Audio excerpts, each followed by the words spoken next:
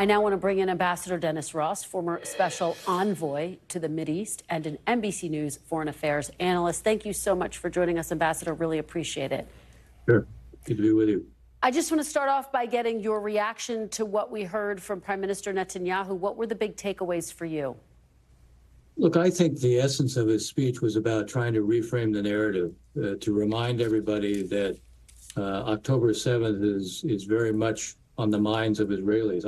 I actually often say, for Israelis, it's still October 7th, partly because the hostages are a daily reminder of it, partly because there's been no real explanation for why the IDF was as slow as it was on October 7th to be able to respond to what Hamas did, and partly because there's been no real accountability for what was the worst day in Israel's history, no accountability among the military, no accountability at the political level.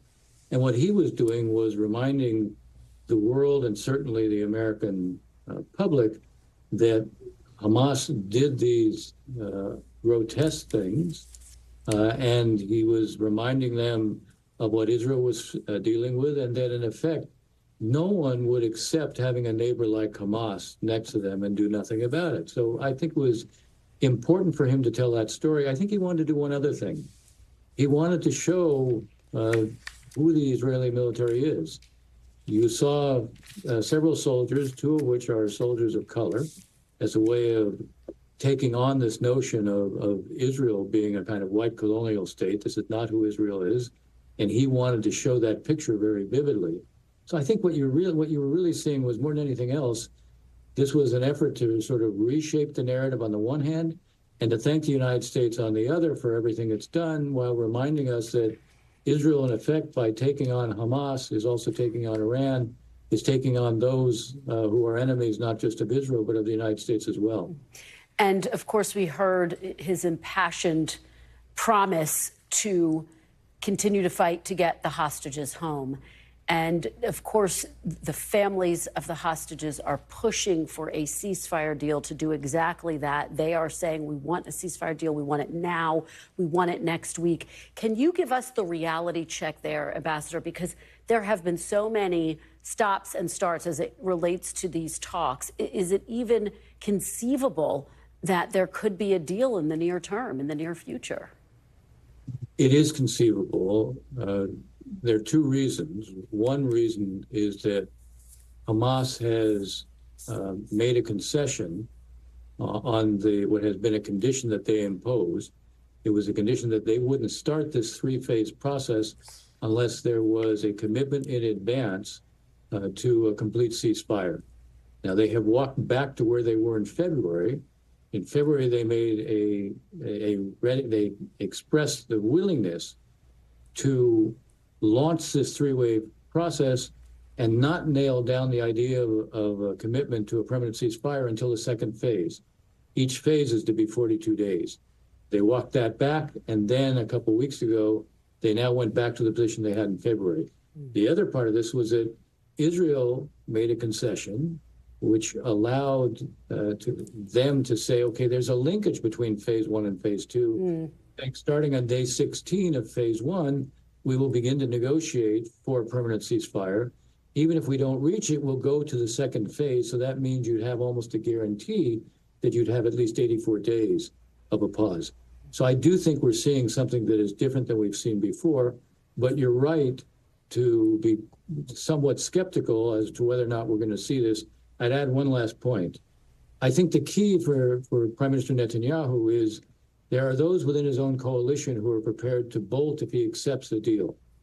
But he's under enormous pressure from the hostage families and also the majority within Israel itself, who understand Israel failed those families on October 7th when hostages were taken. They can't fail them a second time by not being able to recover all the hostages alive. The idea that they would get them back but only dead, that would be a second failure. That is such an important and powerful point.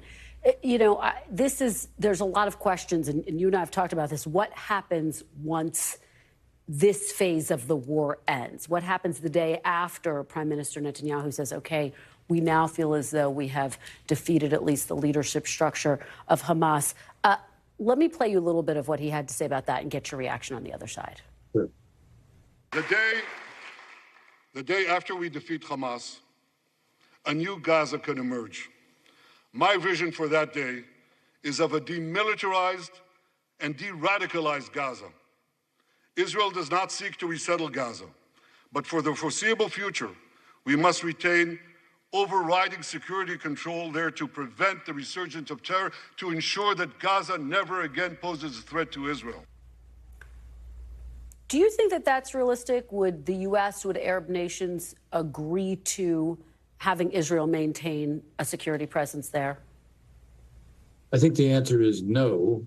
He used language, though, that was a little bit more artful than that. He talked about Israel retaining overall security control. They don't necessarily have to be in Gaza to maintain overall security control. They can also have an understanding with what may be Arab forces that come in which there would be a set of circumstances in which Israel would only act if there was a threat that was emerging.